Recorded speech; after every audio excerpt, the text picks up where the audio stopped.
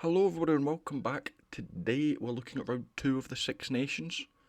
I think we've got three very exciting tests for three very different reasons. I think that different, but all three are going to be great watches. So let's just hop into it. I'll go up with the first game, the Italy-Wales, as that is the first game that's happening. So yeah, I personally think that this is the first time in goodness knows how long that before a tournament we have sat down and said, I expect Italy to win this game. Italy are favourites for a game pre tournament. I'd say last year they were favourites for the game against Wales, due to the fact that they obviously Wales had started on this horrendous run of 13 losses in a row currently. And Italy had obviously got two massive results in a draw against France and a win against Scotland. But pre-tournament, I don't think it was quite there. But yeah,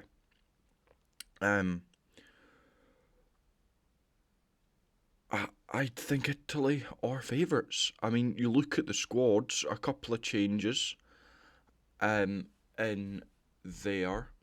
I think that Tommy Rafael is incredibly unlucky to miss out unless he's injured, because I think he was only one of a few players who actually covered themselves in, I wouldn't say cover themselves in glory, but did themselves no harm, personal harm, against France.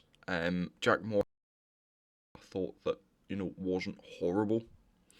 Talupi Falatau steps in, adding quite a lot of experience in there. I don't think it'll be enough though, as Italy, I think they're fairly unchanged. I can't exactly honestly remember the Italy lineup against Scotland, but maybe one or two changes. Yeah, I'm expecting Italy to win this. I think they're just that much better than Wales.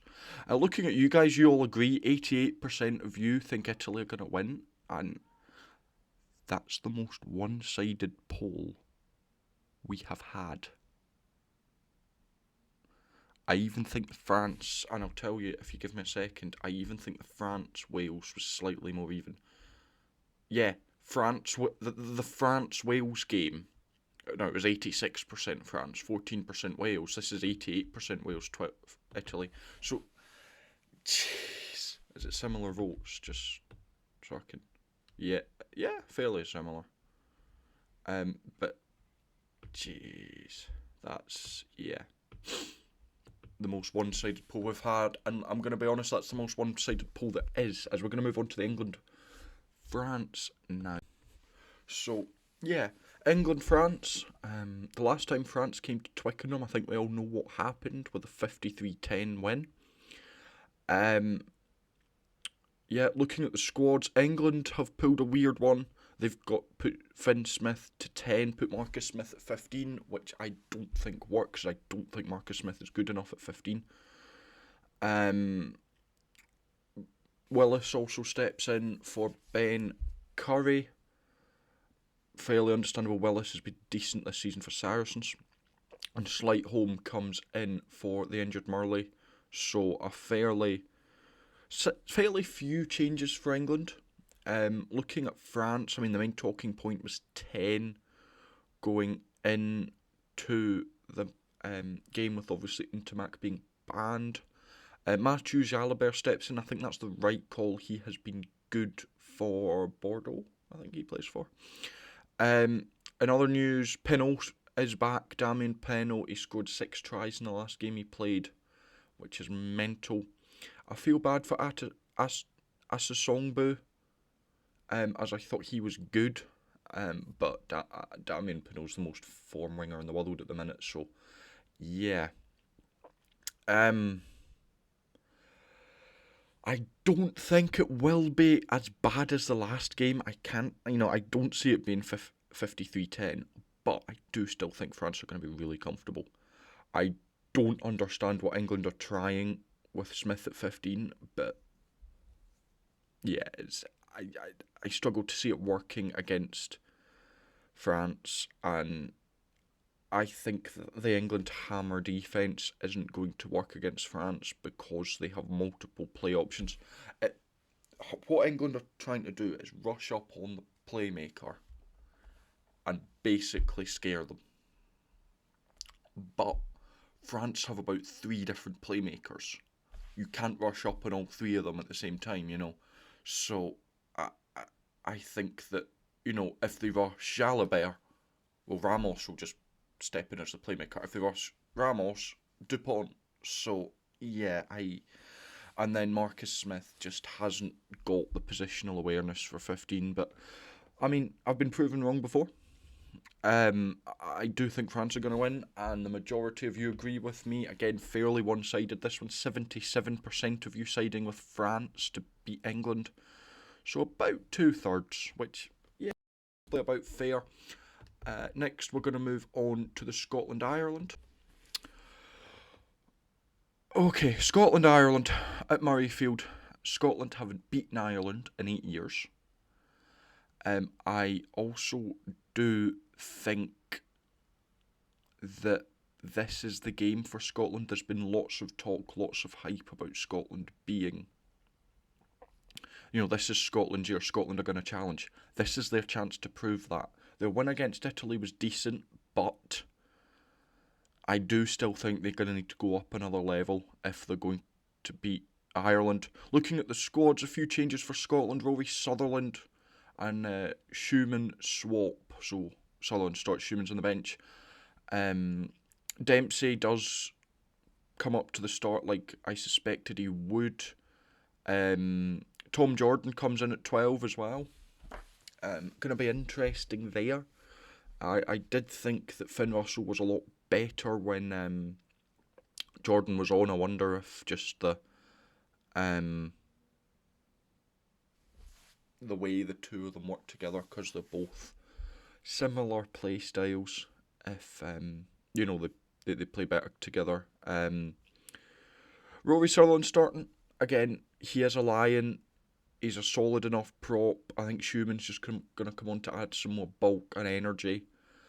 Also because Sheehan's on the bench for Ireland, and they'll bring Schumann on at the same time to negate him because of the bench impact he made last week, and he'll just dump him over another advertising board, and that'll be that. For Ireland, fairly unchanged. Peter O'Mahony comes in at 6. Interesting call there.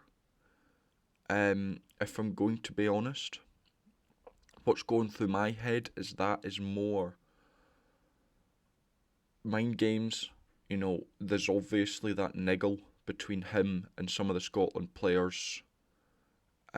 So I wonder if he's just there to get under Scotland's skin a little bit. Prendergast gets the nod at 10 again. There's been a lot of talk if it's going to be him or Crawley. Yeah, unsurprised there, really, to be honest. I thought he was alright. And then Robbie Henshaw comes in at 13 in replace of Ringrose, who's on the bench. I think, Simon Easterby said it, that all three of Ringrose, Ake and Henshaw are all top class, and he's just going to kind of rotate them. So not too surprised there. But I suppose the big question on everyone's lips is, can Scotland do it? I think they can, but I don't know if they will. If this game was played 10 times, I reckon Scotland would win it about 3, maybe 4 times. But that does still mean that Ireland are going to win it 7 times. So, you know, it is possible for Scotland to do it, but I do still think Ireland are favoured in it. Putting the poll out to you guys, and I'll put a little disclaimer before I read this out, that there is, I always say this, there is a Scotland bias, a little bit, as I suspect quite a lot of Scottish people watch this, who are a bit hopeful, and there is a few Irish people who are play down their chances, or a bit unsure. But 57% of you think Scotland are going to win, which is a bit mad. Yeah, I probably flip it the other way. and say that might be about right. But, let's hope that you guys, as you quite often are, right. But I think all three of these games are going to be exciting. Yeah. So, to give you a quick rundown of what I think is going to happen, I think Italy's going to beat Wales, France are going to beat England, and I think Ireland are going to beat Scotland. But I think all three of these games could go either way. It's going to be interesting. But yeah, thank you very much for watching. I can't wait for these games. And I so hope that on probably Monday, I am recording a video saying that Scotland are going to win the Six Nations. I wouldn't do that anyway, but yeah. Thank you very much for watching. If you enjoyed, make sure to like and subscribe. Until next time, I shall see you later.